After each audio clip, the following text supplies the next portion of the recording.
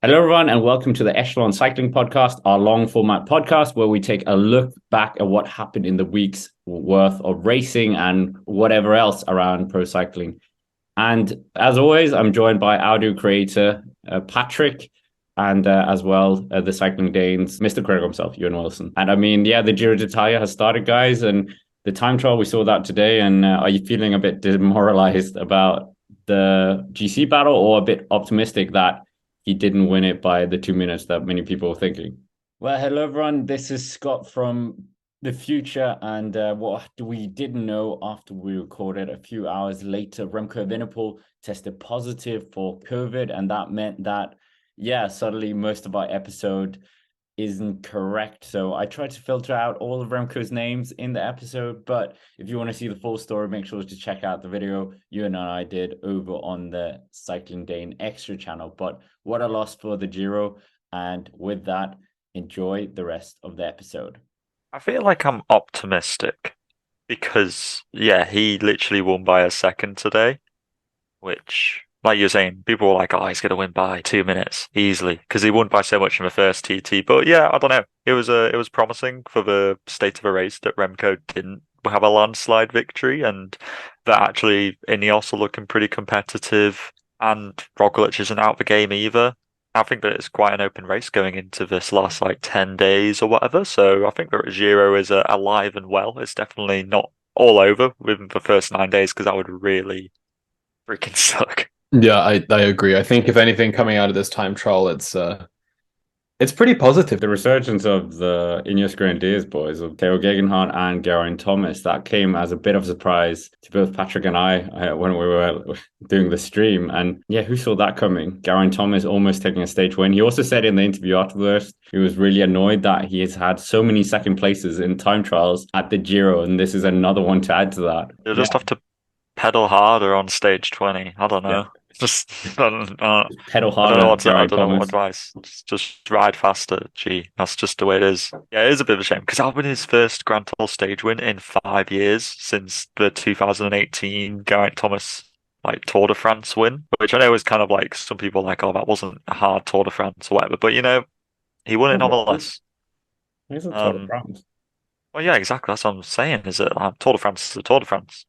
And yeah, so it was almost a little bit heartbreaking that he didn't get that victory because that would have ended like half a decade Grand Tour drought that he had. But I feel like it's still positive going out of it though. I think Ineos have got a bit of a dilemma though because Teo and G are both looking pretty strong. So I don't know who they go with, but I think it's going to be really like a real tough competition, which I think will be a great spectacle for us as like commentators and fans of the sport.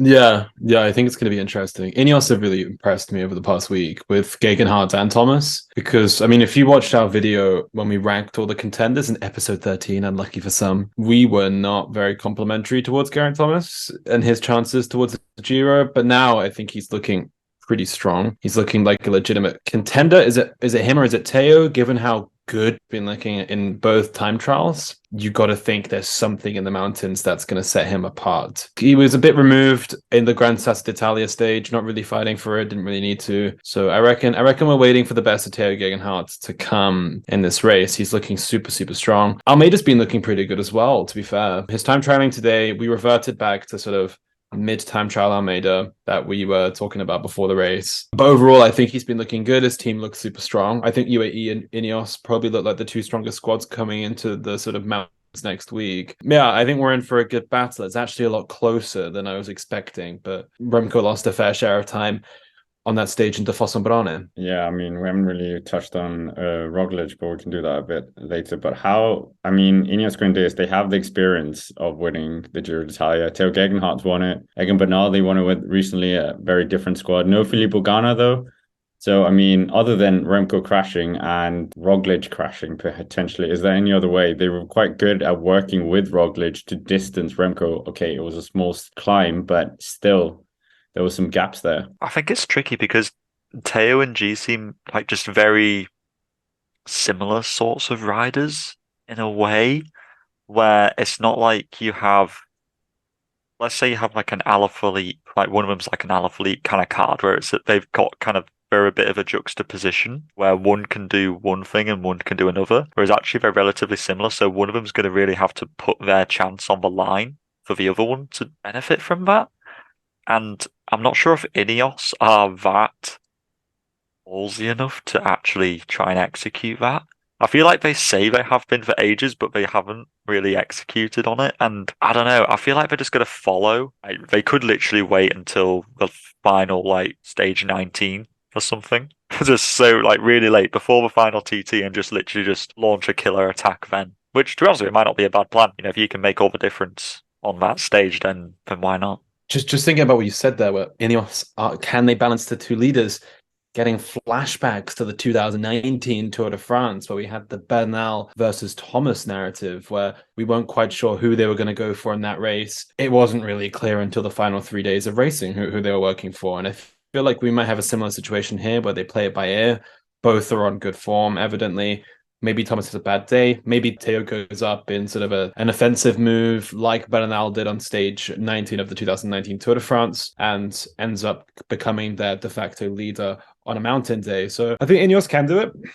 Their tactics over the past couple of years have been a little bit more fluid than they were before. The team looks super strong as well. And I think some of the other contenders, we're going to see some big stuff from them. They rode a really good TT today with a lot of their riders who evidently are on good form. Sivakov, De Plus, Adensman. It's a shame they've lost Pippo. I think he would have been a great help to that squad. But without Pippo Ganna, I feel like they'll still be up there. Salvatore Pucci's in super good form, so he'll slot into that role pretty well. Yeah, I mean, if Ghana was there today, he probably would have won that time trial, maybe. Well, on form Ghana, you would think. But we'll see if Theo and Geraint Thomas potentially can do something there. But, I mean, Primož Roglic, we haven't really spoken about him too much. I mean, we know about the COVID kind of test that they lost a big portion of their team. They didn't have the world champion here. They have two neo-pros in the form of Thomas Gloag and Hessman. How does Roglic actually win this? We know that Ineos Grenadiers, they're very solid in the mountains and they have two cards to play. But Roglic, does he do the kind of just bit after bit, kind of how he won Tirreno in a way, or just like stage after stage, winning a handful of seconds each mountaintop, and then by the end, he's going to have a whole huge lead before that final time trial? Or is there a different way here? Or are we going to see, as Ewan has been saying, stage 20 replicated again from the 2020 Tour de France? Well, this is how he wins races. He Roglifies them, if you will. He goes and gets these little bonus second sprints, little chipping away. It's how he won the Vuelta back in 2020, the COVID Vuelta, where he just kept chipping away at Carapaz and won that race because of bonus seconds. He's won Tirreno like that on 2 occasions this year and also in 2019. It's what he does so well. I'm really liking the way Roglic is riding this Giro d'Italia. I think it's cunning because his team went up there on the Gran Sasso d'Italia stage. They knew they didn't really have to waste their energy doing it whilst the other teams did, because the day later at Fossabrone, he looked so good on the Cappuccini climb, distancing everybody else. He was bold enough to go, and I don't think we saw full flight Roglic. I don't think we saw him make that big sort of move. I think he's keeping his powder dry. Even in today's TT, we thought, well, going into panic stations, but he limited his losses to keep himself not far away from Remco at all in the GC, to a point now where if he just keeps chipping away at Remco over the next couple of weeks, it's possible that he could be breathing down his neck coming into that final Dolomite TT at Montelasardi, where you would hope Roglic can overcome his mountain TT woes of a couple of years back and really go for the win on that stage. So close to the Slovenian border, it would be a fairy tale. That was just a traumatic day, wasn't it? Just Roglic losing that to Pogačar. I remember I was watching it, I was like, there's just no way this is happening. This is just a dream. I'm going to wake up and I'll just be like, oh, it's stage 20 of a tour. Oh, it's fine. But no, it was all too real. But I think you're right. It could literally just be that it's all a bit of a stalemate until the final TT, and they're just like, everybody's just going to show their hands there and it's going to be the best man who wins. I feel like Quickstep will just honestly try and play this as defensive as possible and just surround Remco in cotton wool, because he's looked a little bit unstable on like just his grounding. I don't know. He literally just like his crashes, how those are going to affect him. Can he recover the next few days? Okay, we didn't touch on that. Yeah, Remco crashed twice on the same stage. He relinquished the Maglia Rosa to Andreas Leknesson. I mean, the dog one wasn't really his fault. The second one, I'm not quite sure, because Ewan and I, we were too busy talking about the Mark Cavendish horror crash. Second one was his fault. But he was quick to placed blame on Alex Kirsch, I believe it was, from Trek Segafredo. Yeah. He apologized afterwards, but Remco just sort of, he looks back, doesn't realize that the Trek guys are coming around him, comes down. But I think the crash and sort of his comportment, his behavior over the past week is so different to Roglic. I think this is why Roglic is really sort of appealing to me as a GC contender. He's so chill, is Primož. His mentality is sort of calm at the moment. I don't think I've ever seen Roglic sort of joking around and looking this calm at a Grand Tour. Usually there's so much pressure. There's all this bad luck talk about him in France or whatever. Last year, the Vuelta, rather, he got a little bit desperate and sort of frantic towards the end. Even looking back to the 2019 Giro, all eyes were on him because he won every race pretty much that year in terms of stage racing. This year, he's just chilled, relaxed, and he's taking it in his stride. Even he was joking with riders in the peloton that he had COVID the other day. Like, who does that? Yeah, but don't you think there's more pressure on Remco than Roglic actually? Because Remco, world champion, Belgian, poster boy for Soudal Quickstep. He's the one with a big contract, Vuelta España champion. Everyone's talking about him being the next Giro winner for Belgium. And Roglic, no one's really talked about it. And like this route was like tailor-made for Remco. Yeah, because exactly. The Giro wanted they wanted a big international star to sort of build this Giro d'Italia, because the past couple of years they haven't quite had that. With other riders. So it definitely makes sense that everyone's talking about Remco, but is that to his own detriment? Are we going to see a sort of the unraveling of Remco Evenepoel? Remember back at the 2021 Giro, all we could talk about for that first week of racing was Remco Evenepoel. Yeah, a little bit of Egan Bernal, but Egan Bernal was like the Roglic in that situation where he came in with more uncertainty. We didn't know where he was. Yes, so did Remco, but we referred to him as his first name. Like that, I think, shows just how much of a phenomenon he is.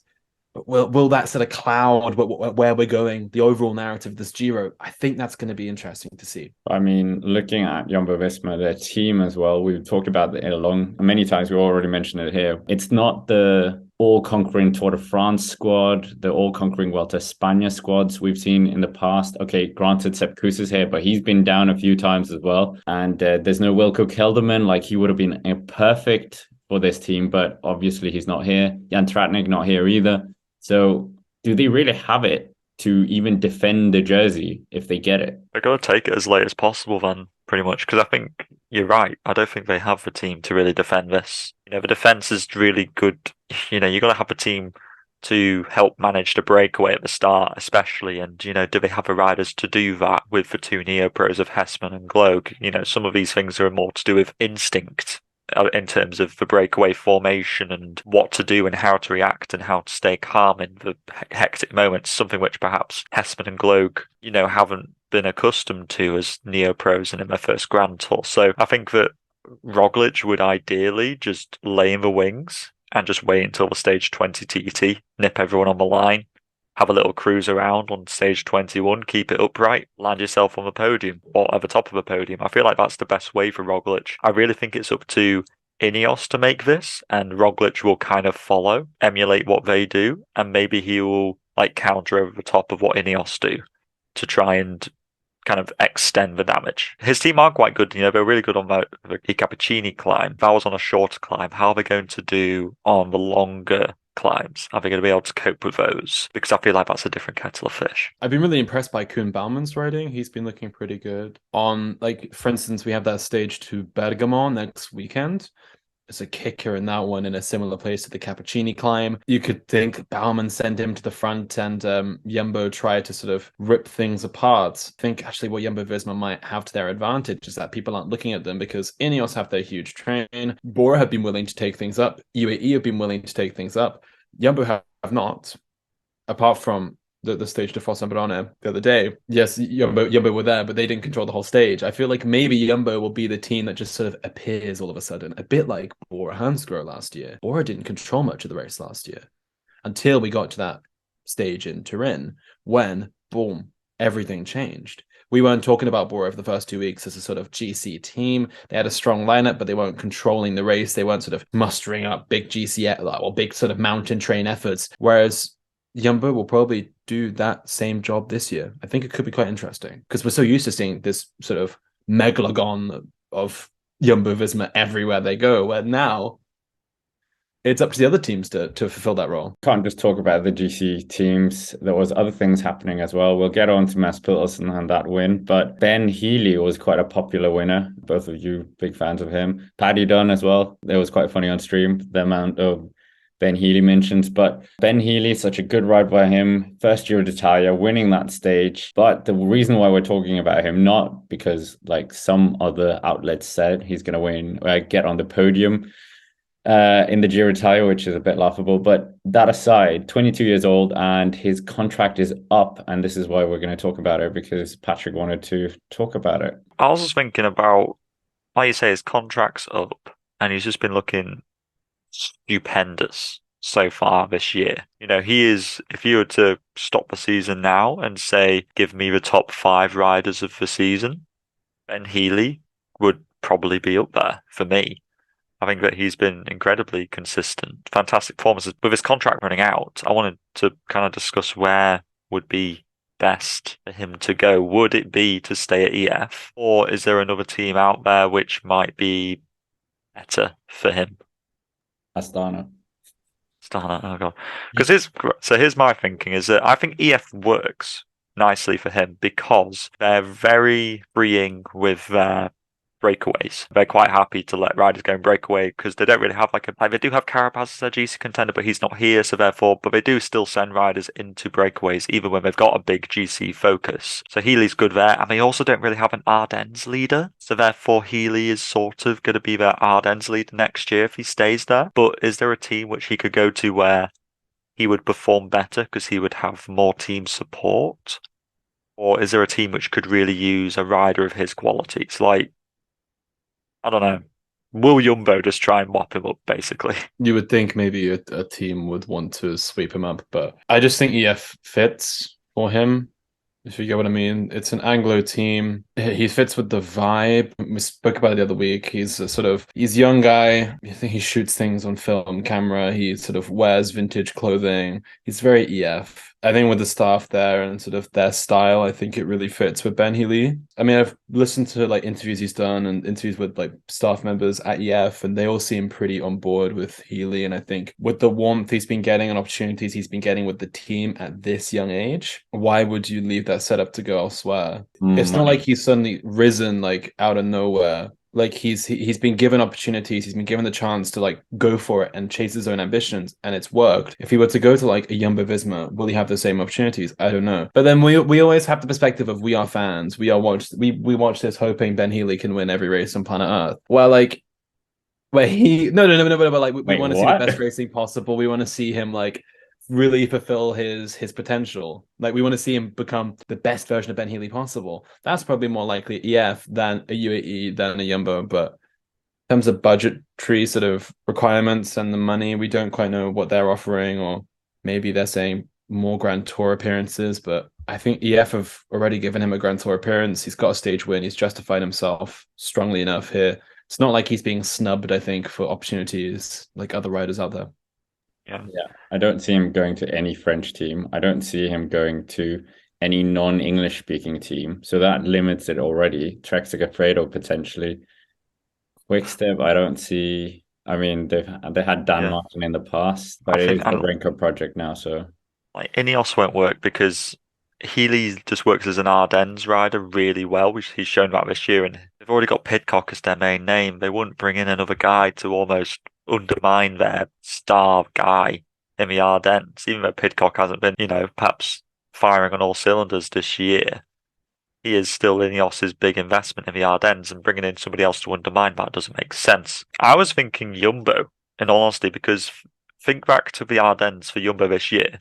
I know Roglic is going to the Giro this year, which is a little bit different. So Roglic is usually their leader for the Ardennes, but they sent Tiege Benoot and Attila Valter as their leaders this year. Healy's did better than them in everything. Apart from La Flèche Wallonne. Granted. But, it wouldn't surprise me if Jumbo tried to get him because, with Roglic going towards the twilight of his career, I guess you could say, are they maybe looking for somebody to do the Ardennes? They've already got Wout and Christophe Laporte, such a strong cobbled team. Actually, their Ardennes isn't that great, to be honest with you. Healy might be a really good option, especially since they've got Archie Ryan in their development team. If they brought him up, that'd be a cool little Irish duo to have. And, he'll work as a domestique as well. And Jumbo do sometimes send their riders in breakaways, but not as much as EF do. Yeah, I see Jumbo as the most sort of legitimate pathway, but outside of EF. But with Healy's pathway, he has been fiercely independent, or at least tried to sort of write his own story. I believe he was rejected from the Great British mountain biking team, had to sort of find a new pathway into the sport, picked up his Irish racing license through his grandparents, started racing for Ireland, had opportunities there with road racing and so forth, and then sort of had his chances there, signed for the Trinity squad, which is quite a sort of international, innovative project.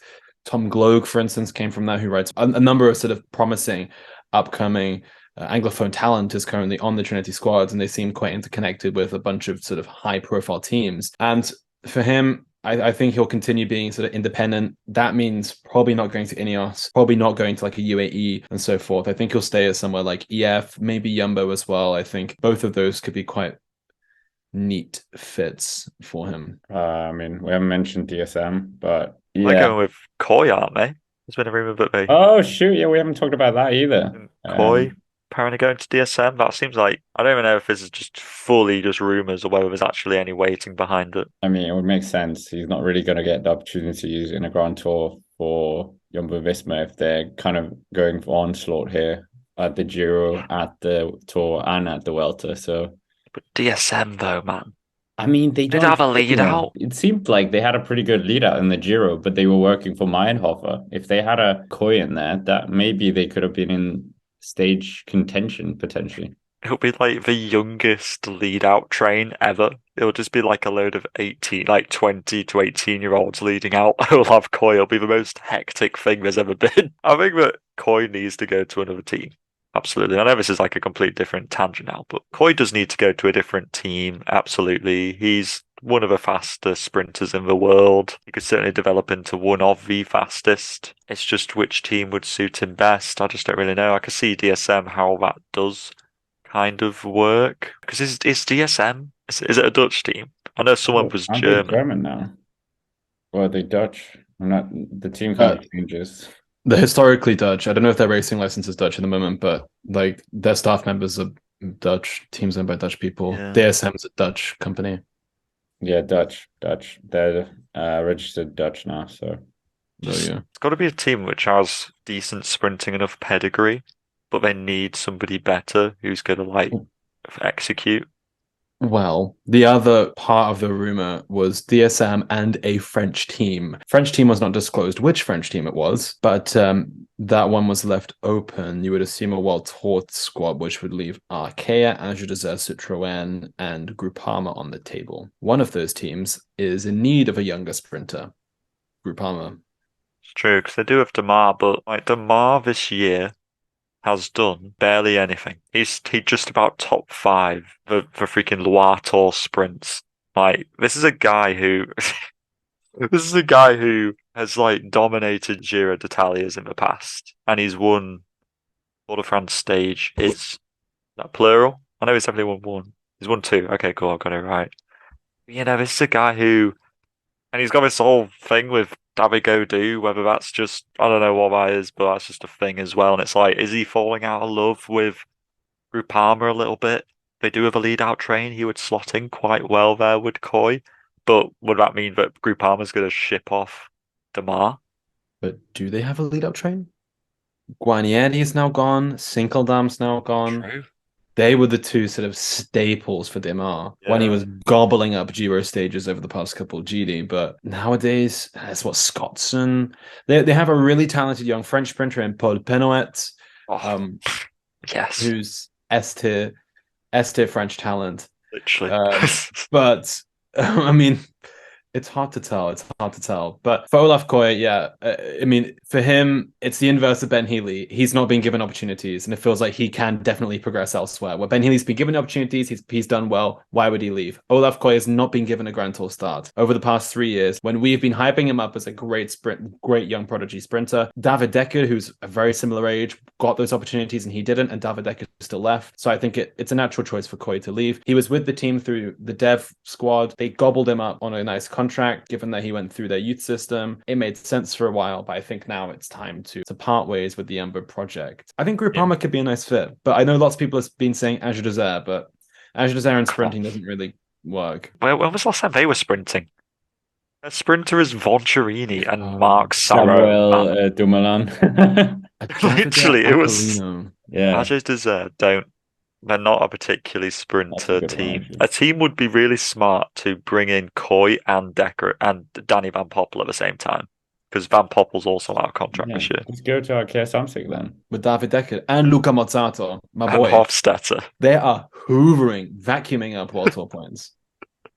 But I mean, we're going to continue the theme. We'll get to you, Tour of Hungary, at some point, we hope. That aside, there's also another big superstar that has been, a big French superstar that has been rumored to be leaving his team. That is Julian Alaphilippe, leaving Soudal Quickstep potentially. And I mean, Patrick Lefebvre has been a big critic of him of late. And do you think, where should Julian Alaphilippe be going as well, if we're honest? Well, every single pro cycling manager career dictates that he will go to Arkea Samsic. For some reason, whenever I seem to watch a PCM video, Alaphilippe's always with Arkea.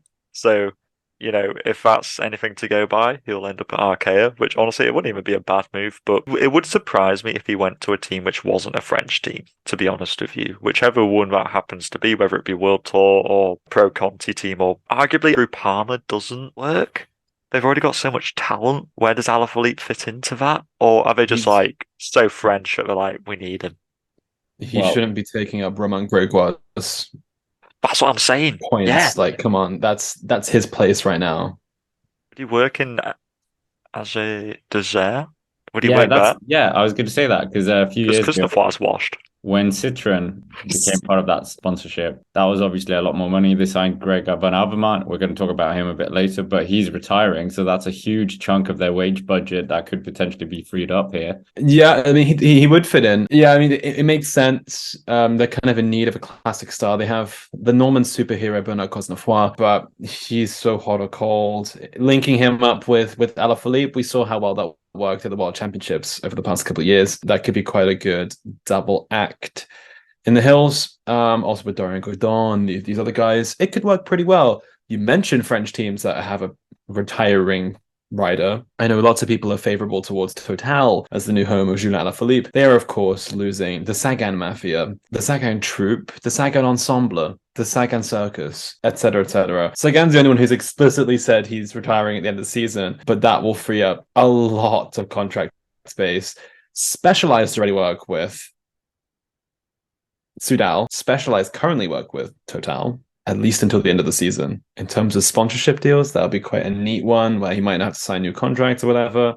It's a French team with a lot of pedigree. He'd still get into most of the French races. It works quite well, doesn't it?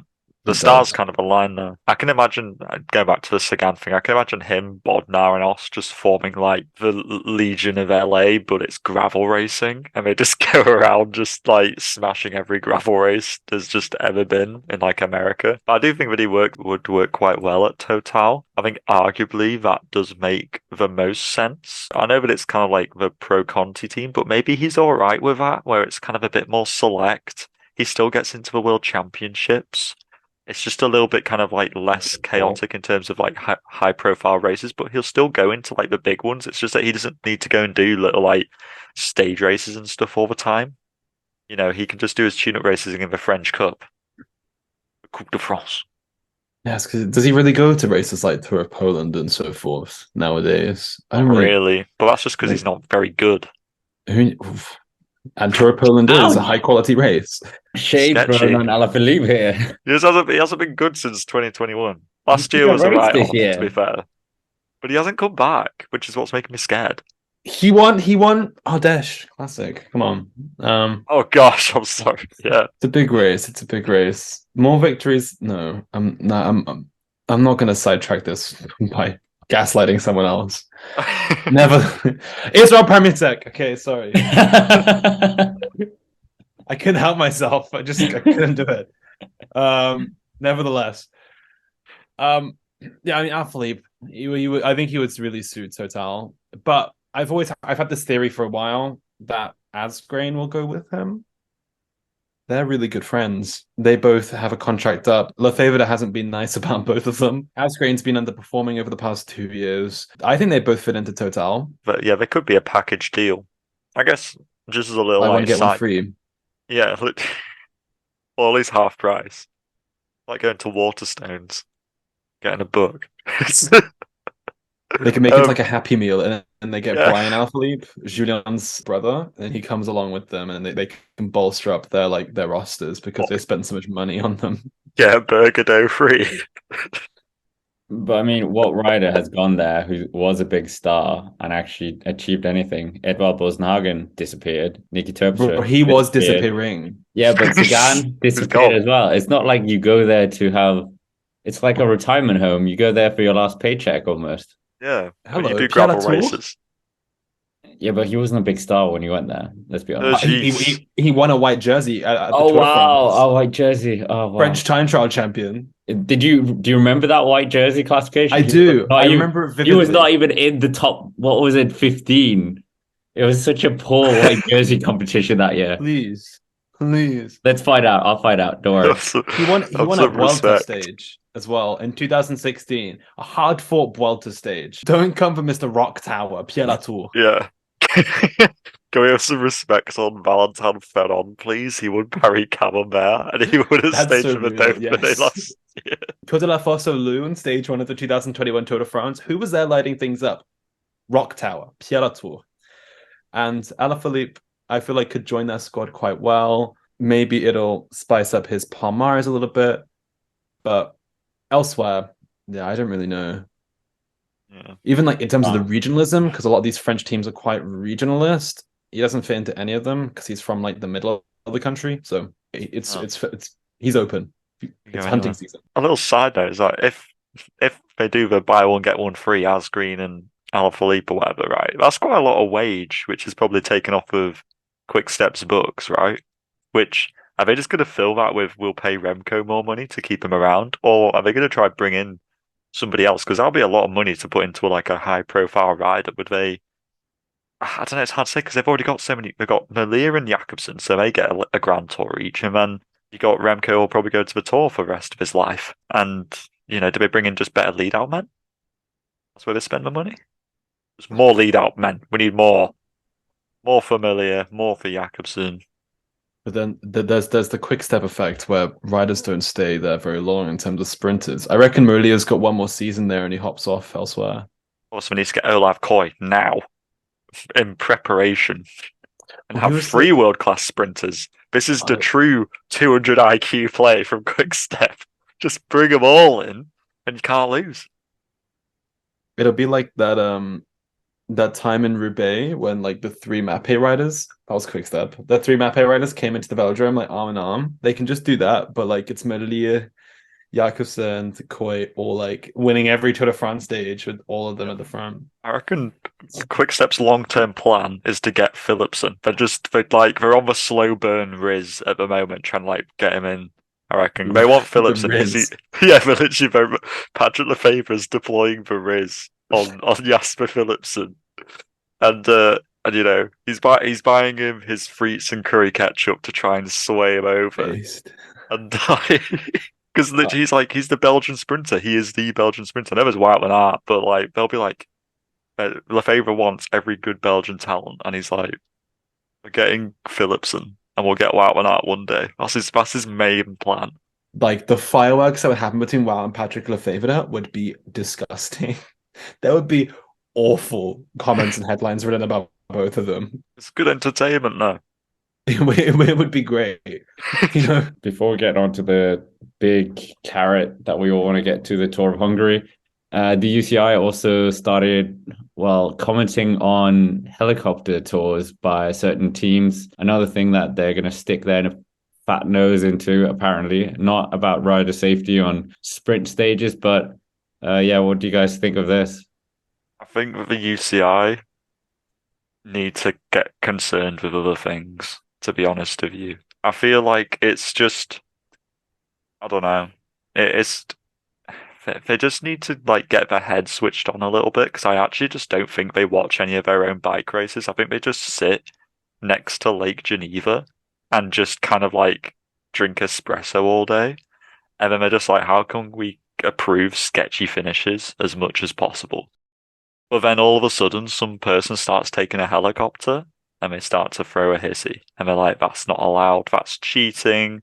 That's a performance advantage because they're getting better recovery time, despite the fact that it was the Giro organisers who were all right with it. So the UCI are just kind of like throwing their weight around. I don't really get the problem with it because everybody had access to it. You just had to like pay for the cost of it, which I understand some teams might not be able to, but the option is still there for everyone to use it. So I don't really get the UCI's beef with this. It just feels like out of nowhere, they're just like, we care about no rider safety or anything. And then just out of the blue, they're just like, whoa, hang on. You can't be taking helicopters. That's bloody out of line. And it's like, what about freaking all these people almost got killed in a crash? What about them? Like, well, that doesn't matter. This was such a silly story. Like, I think what made it was like the evidence, like the hard evidence they got was like a selfie taken inside the helicopter with the Soudal Quick-Step team. Like, it's just funny that like that was like the picture. It was like them all smiling in his helicopter. And you can see, like, I think it was like Fabian Leinhardt. It was one of the riders, the Swiss riders from Groupama, who was like posting about, like, posted a picture inside one of the, like, this busy like cable car that was going down Gran Sasso d'Italia. It's like how the two halves live. But yeah, I mean, this really isn't that pressing of an issue. Soudal, he's always complaining about the fact that sponsorship money is tight, yada yada, can't sign riders for long contracts. Yeah, Soudal's the first team to hop in a helicopter. How does that fit into their spreadsheets? Debate. It doesn't. It goes under catering, like Red Bull did with There's going to be a new sponsor in week 2 of the Giro for them now. Well, Drone Hopper used to sponsor Androni, and they're now looking for a new team to go for. Maybe this is all part of Soudal's big project. But why? Okay, so I guess like inequalities of recovery time. Yeah, you could argue maybe, I mean, it's bad for the environment. Yes, full stop. To use a big helicopter to get off a mountain. But like, we're about to do a big old transfer between stage 20 to stage 21. UCI, why don't you put restrictions on travel requirements for that stage as well? IDK. Yeah, I mean, that weird story aside, where do you want to go? Greg Van Avermaet or to the Tour of Hungary? I feel like let's just talk about Van Avermaet, because I feel like if we go Hungary, then Van Avermaet. Keep the Tour of Hungary back. Sorry, guys. But I mean, Greg Van Avermaet retiring, we alluded to it before. Such an incredible rider. Winner of the Treno Adriatico, winner of stages in the Tour de France, winner of Paris-Roubaix, medalist here, there, and everywhere. And yeah, he took his first win in 4 years, but he is retiring at the end of the year. So, I mean, the swan song season for Greg Van Avermaet, it seems. It is a bit sad because I said to you guys earlier, like, when I started watching cycling properly, which was in like 2012 or something like that, Greg Van Avermaet was kind of the prime rider. He'd always watch like Cobble Classics and stuff or breakaways, and you know, Greg Van Avermaet was always such a prolific rider. So he's like the first of my kind of, I don't know, growing up pro cyclist who's retiring, who was like really prolific. And I'm like, oh man, Golden Greg, the Golden Greg, the gold medalist from Rio de Janeiro, freaking Olympic Games, is retiring. I'm like, oh no, it is a little bit sad, but at the same time, the time has kind of come. He probably won't retire. He'll probably just go do gravel racing. That's what all the cool kids do nowadays. Like him and Valverde and Sagan and his like little coupe will go and dominate gravel racings till kingdom come. So I don't reckon he'll like retire, but like he'll be like retire. He'll still be around. Well, just like looking at Van Avermaet's career, it is a shame that he's retiring, but at the same time, he's getting to that point. He was one of these guys that I think never quite recovered from the big sort of shift, the post-COVID shift that I think has really characterized modern cycling, where after the 2020 season, everything changed. And Van Avermaet seems like he just never quite caught on. He moved teams. It was a big deal when he switched teams in 2021. He got a third place in the Ronde van Vlaanderen back in that year, 2021. But since then, lackluster to say the least.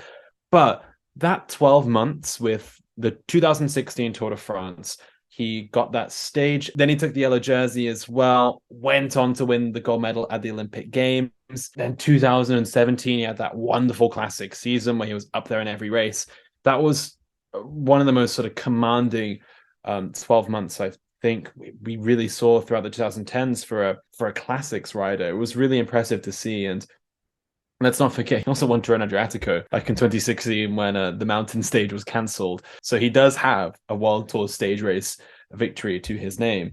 So, I mean, it is a shame that we're saying goodbye, but I think he's got to have other things lined up for the future. But this does also allow a big hole in the Age des Citroën checkbook, which I'm sure will be filled by someone else very soon. It'll be intriguing to see who it is.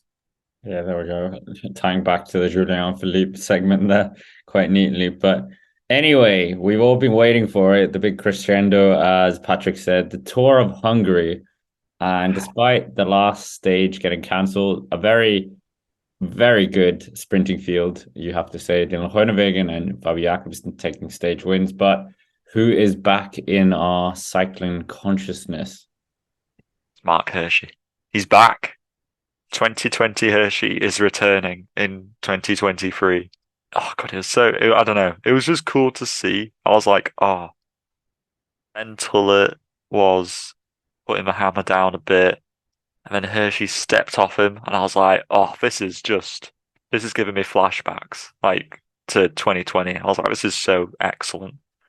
I think the only thing that was missing was that Hirschi needed to be on a Cervelo and in the Sunweb kit, and it would have taken me right back. But it was cool to see. I know he's not like don't get me wrong, I am joking a little bit. He is like a little bit back, but he's not back. But it's positive to see, considering that we went through like a year of Hirschi just being a bit MIA, which was a bit sad. But he is like not completely invisible now in UAE. The problem is that they do also have Pogačar, who tends to sort of run riot in terrain, which also suits Hirschi, which is a little bit of an overlap, which is a shame for Hirschi. But it was cool to see that he got his win and his arms in the air. I think that it was cool, but it was also cool to see like also youngsters like Ben Tullett. It was an English running riot. There was Ben Tullett, Max Poole, and Oscar Onley. It was insane. British cycling is coming next couple of years. Pogačar's going to be fearing Max Poole from Scunthorpe. Shiver me timbers. Yeah. But to be fair, I was also really impressed by Yanis Voisin as well of Tour de Pro Cycling, who took the mountain stage, finished third overall. 24 years of age. Heard about him last year at the Alpes Tour, which I had the pleasure of going to. It's a race filled with youngsters, and he really shone in that race. And now Tudor has really made a big step up this year. It's be super intriguing if Voisin gets a sort of higher level contract next year, especially given that he won a mountain stage here. But it wasn't against the strongest opposition. Jakob Fuglsang was there. But back from injury, though. Back from injury. It was a big story in Denmark that he's fought back from injury. But I thought you were going to say Egan Bernal, not Jakob Fuglsang. Both as well. But I mean, there was other good performances. Thibaut Neus as well, proving that he is still the real deal. But I mean, it's always this intriguing synergy that we've had between Jakobsen and Groenewegen over the past couple of years, where sort of one wins and the other wins, and they've had this thing between them, and it happens once again, which I think is always interesting to note. Sam Bennett was here, Caleb Ewan was here, Caleb Ewan once again not winning. The race almost just like a recovery race for Fuglsang, Egan Bernal, Jakobsen, Dylan Groenewegen. It's just a rehab. Yeah, it's just a rehab camp for people race. who are crippled. What bone have you broken in the last year? Just kind of Hungary welcomes you. Yeah, literally.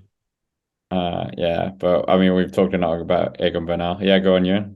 I was going to say Lake Balaton in Hungary is known for its sort of natural spas and thermal properties, as is a lot of spas in Budapest, the capital city of Hungary, which is probably good for healing and recovery. I don't know what the sort of medical scene is like, whether the hospitals are good or not in Hungary, but they've got a lot of natural resources to help out these guys. Maybe all Lake and Bernal needed to win another Tour de France was take a dip in Lake Balaton, and he'll be fine forevermore. I hope so, because he crashed again on stage one. So he needs to just sort it out. Go take a dip. The other week when we were saying, is it just bad luck, or is he clumsy in the peloton? I'm starting to believe the latter is true. He needs to go take like a drink of water from like the fountain of youth or something. From like it was like Indiana Jones, The Last Crusade, where he kind of drinks from that chalice and like is saved forever. And it like heals all his dad's wounds and stuff. That's a proper tangent, but that's what Bernal needs to have, some Hungarian healing waters. That's what we've concluded from this. Thank you. Good night. There you go. Will he ever win a race again? Egenbell, no, do you think? It'll be. Oh, I'll find a race that he'll win. It'll be an Italian. It'll be like Gran Piemonte, but when it's got an uphill finish. Not the sprinter one, which they like seem to be going with, but when it goes back to the little like kind of more lumpy terrain, which George Bennett won the other year after like the COVID stuff. That's where Bernal's winning. I'm telling you, that's what he's winning, and that'll be it. I mean, I think he'll win a race. I feel like for Bernal, yeah, I don't know. I really can't tell where he's going. I don't know whether he's going to become a Chris Froome figure where we're expecting him to come back and he just keeps missing it or crashing or whatever. Maybe he'll become a YouTuber or a TikTok star. He's young enough to be on TikTok. I mean, your visions, you're alluding to your Eurovision. Before Eurovision, Ewan told me the win is either going to be Finland or Sweden. And it was Sweden winning and Finland second. So, I mean, I wasn't alluding to that. Okay, fine. But it's a lot better than your Tour de France. But thank you for mentioning it. But anyways, coming to our favorite part of the show, and also everyone in terms of the pro peloton, probably. The rider of the week, the Echelon cycling podcast, the biggest accolade we have on a weekly perspective. And I mean, Ewan, we'll go with you first this time. Who's your rider of the week? Geraint Thomas. Rogue. I know. Whoa, you backing a Brit? That's quite unheard of. I usually don't really partake in the circle jerk of British riders, but today I'm partaking because I mean he's been really under the radar, and my expectations were so low. So the fact that he's here, he's actually in a really good position in GC. He hasn't lost any time. He was on the right side of the crash in stage 2. Looked good in the opening time trial. Looked really good today in the longer time trial at Cesena, and also on the Foss and Brauner stage. He was there working really well with Theo. I gotta say, it's Geraint Thomas. It's a surprise, but I can't tell where he's going to be in 2 weeks' time. Will he still be my rider of the week then when he wins the Giro, or will he be in 15th place? I feel like, funnily enough, somehow Ewan and I have swapped places this week because I'm going to be picking a French rider this week. Lol. And that is none other than Aurélien Paré-Pentler. What? Aurélien Paré-Pentler is my rider of a week. I don't know what is Ewan doing. Because this is my Les Miserables moment. Because allons enfants de la patrie. APP made me look like a genius because I said to everybody, you need to put him on your Velo Games team. And then he went and won a stage, and I was so buzzing. I was like, I've been the oracle. I have literally predicted the future. I love that he got the stage win. It's his first Grand Tour stage win. He came here looking for a top 15. He got the stage win instead. It's just a cool moment for like just AG2R, for APP, who's kind of just been like, had a good season. Like he looked good at Duvar and stuff this year and decent into some other races. And I'm like, you know what? Just so good to see APP finally getting the job done. I couldn't have been happier. He is one of the most criminally slept on riders in the professional peloton. Literally. He's never left the Grand Tour since COVID without a top 15. Well, he pulled out of last year's Tour de France because we actually contracted COVID-19. But he is so consistent. Yeah. He's so good. And like he's always there in UCI World Tour stage races in that top 15 bracket. Agile is rely on him. He was their big project as well a couple of years back, and they really wanted to push him. He's from the Alps, where Agile is from. They really wanted to see him be this big star. They brought in his brother. He's racing with him as well. He's so slept on. He won L'Ouverture a couple of years back as well. Oh, bellissimo. I feel like Ewan just hijacked your rider of the week there. I don't mind. I'm so high. Sorry, for any of our podcast listeners, I should just point out that we had a very unique image of someone claims to be Scottish wearing a Celtic shirt, waving a French flag with a Slovenian flag in the background. Where else are you gonna get that? It's a feast for the vexillologists out there. If you don't know what vexillology is, Google it. Okay, so my ride of the week, I was really tempted. Well, I'm not going to give it to Remco, but I was really tempted to give it to Andreas Leknesson, the rider from Tromsø, who we've seen the last 6 days in the Maglia Rosa. But that seems pretty easy, and he lost it today when we're recording. So if he'd kept it, I would have given it to him, but he lost it on this day. He's still 5th overall, so not bad. But I'm going to give it, rather being super nationalist, and it was the biggest, well, 2 of the biggest one-day races in Denmark. Fynrund, which is a very small one, but I'm not going to go for that one. I'm going to go for GP Herning, which is one of my favorite races. It's kind of a semi-gravel race around Herning, which is where Bjarne Riis is from. But the winner was Mathias Norsgaard, the tallest rider on the World Tour. It's a 1.2 race as well, which seems a bit unfair that the Danish team turns up with the likes of Mikael Valgren, Mathias Norsgaard, Julius Johansen, and you're riding against club riders. But yeah, Mathias Norsgaard, the tallest rider on World Tour. He also has a podcast himself. And yeah, he's a very nice guy. And his first win, I think, while riding under Movistar. But of course, it doesn't count as Movistar's victory. So, yeah. So you picked Norsgaard for turning up to a 1.2 race in Denmark and winning when he's a World Tour rider. It's the biggest race in Denmark, like a one-day race. That's like if Beyonce went to the local high school talent show and won. Like, what are you expecting? Really? The country scene is so strong in the UK. In Denmark, not UK. This isn't like turning up. Like, we have good country teams, so it's not just. True. Do you know my rider of the week? Do you know what other race there is that's got some slight gravel sectors? Rutland Sickle Classic. Bas Tiedemajer's team was there as well. That's got to count for something. Oh, good. It'll be on YouTube then. To be fair, they were at Rutland as well. Yeah, exactly. Well, it means nothing. Just gonna keep the bringing team's up literally sponsored by a YouTuber.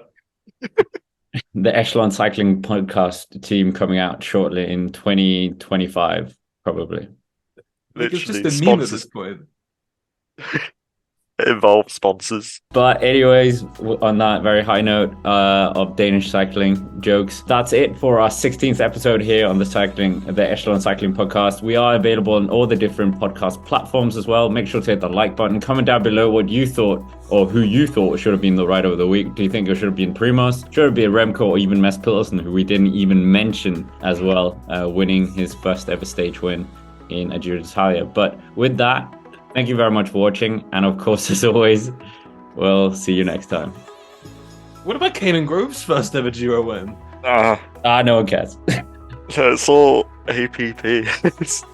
That's so true. My man. Finally getting that win.